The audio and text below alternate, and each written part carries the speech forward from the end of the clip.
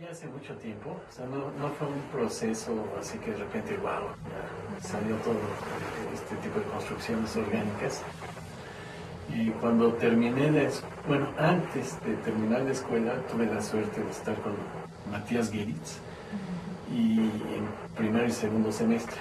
Él era muy entusiasta, motivaba mucho a los alumnos y eran proyectos muy libres y muy espontáneos que te motivaban. Y conforme fue pasando los siguientes semestres, pues cada vez fueron proyectos más constructivos, más racionales, más funcionalistas, ¿no? Por la misma influencia quizás de los maestros. Ya al final, en la tesis, tuve la suerte de tener al arquitecto Gómez Gallardo como sinodal y Castañeda Tamborre. Y tenía un proyecto a base de formas ortogonales, pero a la vez techos inclinados de un auditorio, de un centro cultural y deportivo que tenía el siglo de Degollado. Y llegó un momento en que me di cuenta que pedía formas curvas, porque dentro del programa había una pista de carreras, una cancha de béisbol, gimnasio, etc. Y el mismo deporte pues, es muy importante, la fluidez, ¿no? La coordinación, etc. Entonces decidí cambiar el concepto y en vez de los techos inclinados ortogonales, pues hacer formas libres, ¿no? Me costó mucho trabajo mentalmente cambiar por eso, ¿no? Yo pensé, bueno, lo más que puede pasar es que me reprueben, ¿no? Pero se hizo, no me fue mal. Recuerdo que en aquella época era la de los hippies. En Ciudad Universitaria, donde está actualmente la biblioteca, ahí era de encerrona. Ahí durante 3 meses nos ponían a proyectar, no salíamos casi ni a comer, solamente a dormir. Nos sellaban los planos para que no entráramos que nos ayudaran por fuera, etc. Terminé, me fue bien en la tesis y a partir de ahí me entró una inquietud por la búsqueda de espacios curvos que son más humanos, ¿no? Sí. Entonces yo seguí proyectando algunas formas convencionales, pero paralelamente seguí con una investigación y analizando todo lo que veía, ¿no? Por ejemplo, un lápiz, bueno, pues se adapta, pues generalmente es curvo o difícilmente hay un lápiz cuadrado porque no se adapta a tu mano, quizás octagonal o curvo, ¿no? O no sé, veía el vaso y bueno, pues el agua que se adapte también era curvo. Y empezaba a analizar los objetos, ¿no? Me daba cuenta que en la cocina casi todos los objetos son curvos. Para sentarte, bueno, pues en realidad se puede amoldar o adaptar la silla a tu cuerpo, ¿no? Que sería un poco lo ideal, ¿no? Y entonces fue un proceso de investigación, de pues, ver en algunas obras que casi no había algunos muros curvos, de viajar, de leer mucho, de investigar. Y sí, todo eso se fue canalizando en la primera obra curva que se hizo, que es la Casa Orgánica, que se da. Hay, por ejemplo, el libro de la poética del espacio, en la que habla mucho del nido, del espacio del nido, del cascarón del huevo, y de esas moradas mágicas, ¿no? Que a veces el hombre pues quisiera regresar, ¿no? A esos espacios. Pues los dibujos surrealistas son generalmente muy libres, ¿no? Muy fantasiosos. De surrealismo estos dibujos, pues como que a veces se ven como la luna o Venus muy marcianos, como de planetas y con montañas, muchos elementos, ¿no? Y bueno, pues es muy interesante, sí, es muy interesante esa línea, ¿no? La fluidez de esa línea. ¿Cómo qué tipo de necesidades psicológicas podría cubrir una casa de ese tipo? Bueno, el hecho de que sean curvas, de alguna manera son espacios más abrigadores, ¿no? Más acogedores, ¿no? Desde el nido, el huevo, el abrazo, ¿no? Yo si te recibo y quiero ser cariñoso, apapachar, pues lo abrazas, ¿no? No lo recibes por la espalda, ¿no? O sea, el lado cóncavo generalmente como que rechaza. Y ese lado cóncavo, pues tratamos de usarlo como circulación. y el lado del abrazo, o sea, el lado convexo. Cóncavo, me equivoqué, el convexo es el que te rechaza y el lado cóncavo es el que te abriga, ¿no? Entonces, desde el punto de vista psicológico, pues estos espacios curvos son más, pueden ser más armónicos, puede haber la continuidad o la fluidez de los espacios, ¿no? Y también el contacto con el exterior, ¿no? Las condicionantes geográficas del lugar son lo que nos dio el concepto arquitectónico. Y por otro lado, el aspecto psicológico, bueno, pues qué mejor que estar dentro de un bosque, en una ciudad, pero dentro de un bosque, por supuesto que gran parte de los departamentos están como hacia abajo del acceso de la calle, pues básicamente todos en una cañada. Y pues, si ustedes han ido, ahora sí que se escucha, aunque suene raro, el silencio, ¿no? O sea, y los árboles, el contacto con la cañada, todo eso, pues de alguna manera tiene más que ver con el hombre, ¿no? O sea, el contacto de la naturaleza con el hombre, o al revés, del hombre con la naturaleza van muy relacionados. De hecho, el hombre pues, es parte de la naturaleza, ¿no? Entonces es como retomar o regresar a nuestros principios, a la naturaleza, ¿no?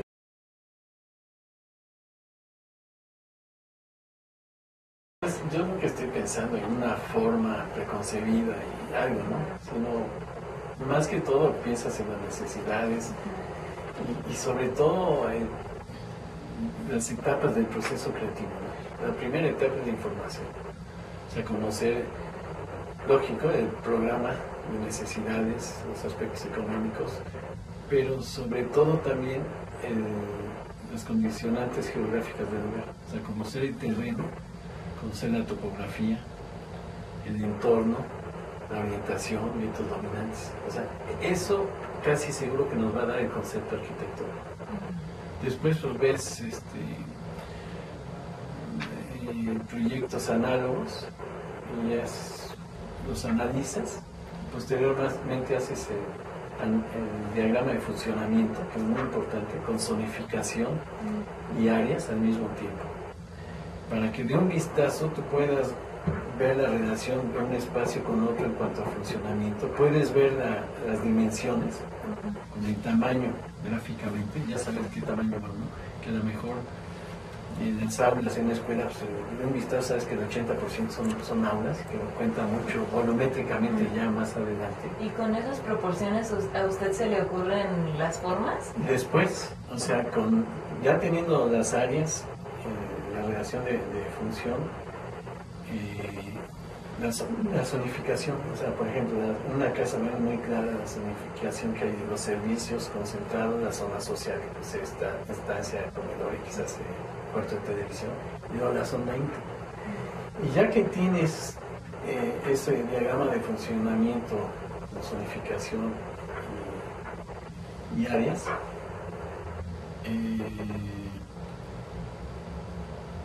empieza lo que es el concepto arquitectónico. Y el concepto arquitectónico pues, te lo va dando esas condicionantes geográficas del lugar y quizás un poco la identidad cultural que hace rato comentaba de aspectos plásticos que hay en México. O sea, pero eso es como parte de la arquitectura, porque al final de cuentas no es lo mismo construir en México que en Canadá, puesto que es una cultura totalmente diferente. Yo noto que, por ejemplo, a los niños les llama la atención y a los jóvenes más que a los adultos. Que, o sea, es muy peligroso porque me ha pasado que hay algunos que piensan que pues ahora voy a hacer una casa en forma de elefante. No va por ahí, no definitivamente, ¿no? Voy a hacer, me gusta este caracolito, lo voy a hacer en forma de caracol, no. Sino generalmente pues te va dando y el concepto general sale, ¿no? Y a veces ya ese concepto, como son formas libres, empiezan a parecerse a cierto animal o a cierto vegetal. Como a veces en las obras que son más rígidas, más ortogonales, se pueden parecer a un objeto, por decir lo que le llaman la lavadora de... ¿Cómo le llaman? La de Agustín Hernández, le llaman la caja esta, ¿no? Pues se parece a un objeto, ¿no? Y, pues, se le empiezan a poner el nombre y todo, pero yo sé que Agustín Hernández no partió de la lavadora, ¿no? Empiezas a percibir el parecido a algo, ¿no? Como un fantasma, algo así que empieza a tomar forma. Y no, yo le pongo nombres porque siento que la arquitectura también debe ser divertida, ¿no? Ser un poco divertida. Por ejemplo, en el caso del tiburón, se hizo de acuerdo a la vista, al funcionamiento, una serie de cosas, y en la obra le empezaron a llamar el tiburón. Y dije, bueno, pues le voy a poner una aleta, ¿no? Y hasta ahí, ¿no? Y en el Nautilus, por ejemplo, ahí sí fue un proceso que desde el principio, ya que hicimos el concepto, pues, salió como una espiral. Y a mí no me gustaba, porque yo sabía que me gustaban mucho los caracoles, la espiral, etc. Y dije, no, borrón y cuenta nueva. Vamos a hacer otro anteproyecto. Y volvíamos a hacer otro, nos costaba un trabajo y caíamos otra vez en la espiral, hasta que fue. Un poco paralelamente vas viendo que la espiral logarítmica, etc. Originalmente era la espiral y luego atrás tenía como las recámaras con unos patios, que eran 2 o 3 terracitas, que eran las recámaras. Y después se fue ajustando, ¿no? Y del espiral, bueno, pues fue saliendo como el caracol, pero al final esa como panza que tiene el Nautilus, que se va metiendo y tiene esa volumetría que es muy interesante, ni por aquí pensabas ponerla. Y un día vi el caracol y dije, qué interesante panza, o sea, la volumetría, ¿no? El aspecto formal, pero al mismo tiempo pensé, pues, va a ser muy forzado, no va por ahí, va a ser muy formalista. Y casi al mismo tiempo me acordé que ahí se ubicaba el espacio de la televisión. No quiero decir cuarto de televisión, porque cuarto de televisión yo ya me imagino como un cubo, ¿no? Sino el espacio de la televisión. Entonces me quedé pensando y analizando que se podía poner como un tipo de reposet, y entonces tú tienes la cabeza aquí, sin sillón, recostado viendo la televisión, y el espacio no necesariamente tiene que ser hasta allá arriba, sino podría cobijarte, adaptarse a tu cuerpo, ¿no? Entonces esa como panza del caracol, del Nautilus, pues se adapta y luego es parte del respaldo y semi-acostado del reposero. Entonces así van saliendo un poco los proyectos, poco a poco, y cuando menos te lo esperas. Entonces son como personalizados, ¿no? De acuerdo a... O sea, digamos que si yo le pido una casa con forma de vaso, ¿va a ser algo así? Como mira, que tenga mi estatura o cómo? No. Es que si tú me pides una forma de vaso, yo lo primero que te digo, mira... ¿Está en chino? No, es que nos ha pasado, ya ahora nos han escrito que quieren que les hagamos una casa de delfín, y otros que quieren hacer una casa de caracol, y sí, cosas ¿qué pasa así. con los sobrepesos? Pues lo que les mandamos es decir, bueno, es que lo más importante es conocer el terreno, conocer tu terreno, tus necesidades, y de acuerdo a eso, pues ya saldrá algo, ¿no? Pero no les decimos que no se las vamos a hacer de delfín, pero que les damos como a entender que no va por ahí, ¿no? Pues sí. Que pues, a lo mejor va a salir otra cosa que lo que menos se le espera, ¿no? Y sí es muy peligroso, porque alguna vez fui a una universidad a dar una plática y dijeron que si pudiera ser como jurado de unos concursos, y allí el arquitecto les pidió para una cafetería que tuviera forma de un animal a los alumnos, ¿no? Y pues no. Y sí, a veces me preocupa, espero que sean inteligentes los muchachos y que capten que no se trata de hacer una forma y después meter la función ahí a fuerza, ¿no? Sino al contrario, primero la función y ya... Exacto, y dejarla libre, y a veces sí un poquito acentuar ciertos aspectos. Si ya se tiene el concepto, las cosas particulares, tratar de reforzar o acentuar el concepto general. Entonces usted no cuenta algo así como con un catálogo, todo así como para... Un catálogo, decir, a ver, ¿qué casa quieres? De vaca, de hormiga, de chapulín, ¿cuál te gusta? ¿No? Y órale. O sea, es de acuerdo al terreno, sí. Sí.